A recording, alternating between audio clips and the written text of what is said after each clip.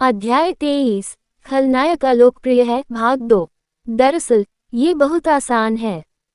उपन्यास में पुरुष प्रधान को केवल महिला प्रधान के प्रति अच्छा व्यवहार करने की आवश्यकता थी, बल्कि वो द्वंद्व अरेन के आकर्षण में से एक बन गया जिसने उसे पाठकों के लिए दिलचस्प बना दिया। सौभाग्य से मैच टॉवर लॉर्ड ने उसका जादू मिटा दिया। ऐसा इसलिए नहीं था क्योंकि मैंने पीछे मुड़कर देखा था, ऐसा इसलिए था क्योंकि मेज टॉवर के स्वामी को रोकने वाला एकमात्र अस्तित्व आ गया था। आह, मैच टावर लॉर्ड!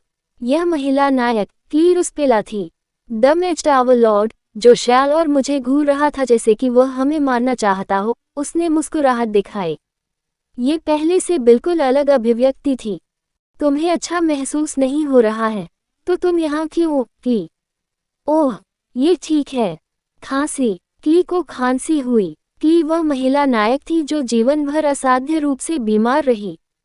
यह एक ऐसी सेटिंग थी जो अक्सर रोमांटिक फैंटेसी उपन्यासों में देखी जाती है। बेशक एक रोमांटिक फैंटेसी उपन्यास की तरह उसका अंत भी अच्छा था, क्योंकि शैल खलनायिका मर जाएगी और क्लाय, जो असाध्य रूप से बीमार थी, जीवित रहेगी। अरेन जेगर्स क्ली के पास पहुंचे और जल्दी से उसे कहीं और ले गए।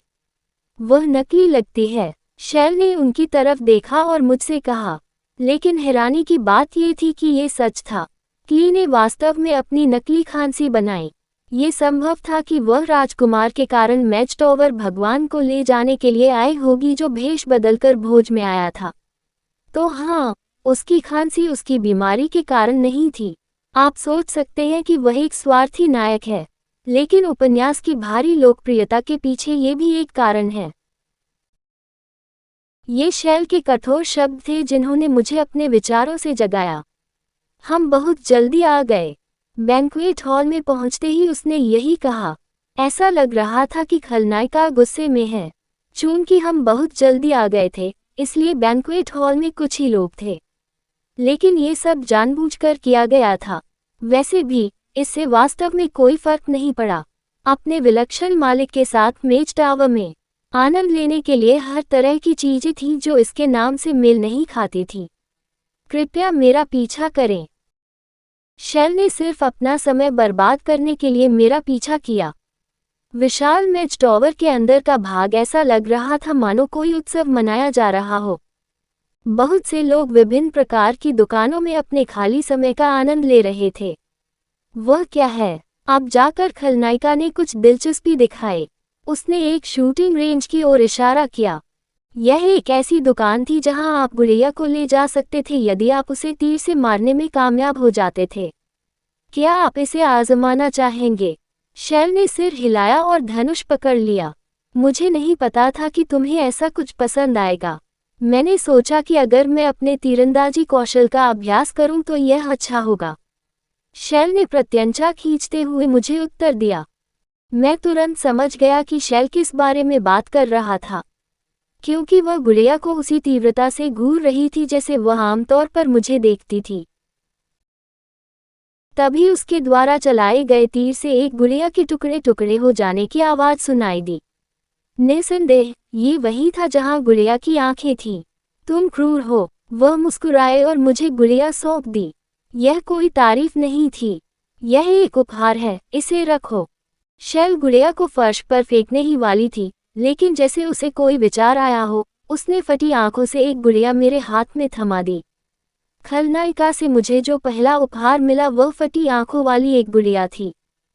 जब मेरे पास गुड़िया को स्वीकार करने के अलावा कोई विकल्प नहीं था, तो शैल आनंद लेने के लिए अन्य चीजों की तलाश में लग गई।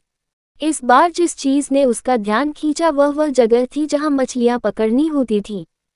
मध्यम आकार के मत्स्य पालन में कई कैटफिश छोड़ी गईं।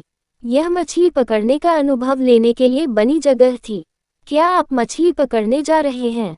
खलनायक ने सिर हिलाया। जैसा कि अपेक्षित था, मैं खलनायक के विचारों को बिल्कुल भी समझ नहीं सका। शैल ने मछली पकड़ने की डोर फेंकी। मैं भी उसके बगल में बैठ गया और मछली पकड़ने की एक रस्सी फेंकी। एक कैटफिश आए और चारा काट लिया। चारा शैल का था। जैसे ही उसने शुरुआत की, वह एक को पकड़ने में कामयाब रही।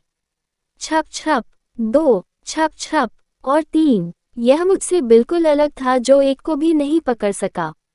खलनायक के पास अजीब जगहों पर प्रतिभा थी। पुग, तुम एक भी मछली ठीक से नहीं पकड़ सकते। कुछ ही देर में शैल ने मुझे चिढ़ाना शुरू कर दिया। शैल ने मेरी मछली पकड़ने की रेखा की ओर इशारा किया, जिसे मछली ने एक बार भी नहीं छुआ था, और हंसा। उसके बाद मेरे खड़े रहने का कोई रास्ता नहीं था। ओह हाँ, मैं देख रहा हूँ कि आप कैटफिश के प्रति लोकप्रिय हैं। तो आप उन कैटफिश से सगाई कर सकते हैं, मुझसे नहीं। हाँ, आपका क्या मतलब है? यह एक कैटफिश थी जिसने शैल के भ्रमित शब्दों का उत्तर दिया। छप छप, अरे, ये काफी मजबूत है, ये दूल्हे के रूप में बिल्कुल सही रहेगा। शैल केवल मुझे घूर कर देख सकता था। हालांकि यह सौभाग्यशाली था। मेरी अपेक्षाओं के विपरीत, शैल वास्तव में इस अनुभव का आनंद ले रहा था। हालांकि कुछ अजीब झगड़े भी थे। यदि मैं वर्तमान स्थिति को सफलतापूर्वक बनाए रखता हूँ, मैं बिना किसी समस्या के बैंक्वेट हॉल में दुखद घटना को रोकने में सक्षम हो जाऊंगा। मैं शैल को लेकर बैंक्वेट हॉल की ओर चल दिया। चांद, मैंने पीछे मुड़कर उस अशुभ ध्वनि की ओर देखा। शराब का एक गिलास फर्श पर बिखर गया था। ये वाइन का गिलास था जिसे महिला नायक की ने पकड़ रखा था, और उसके सामने शैल थी। उसके कपड़े रेड वाइन से सने हुए थे। ओह, ये बर्बाद हो गया है। कहानी खत्म। अलविदा।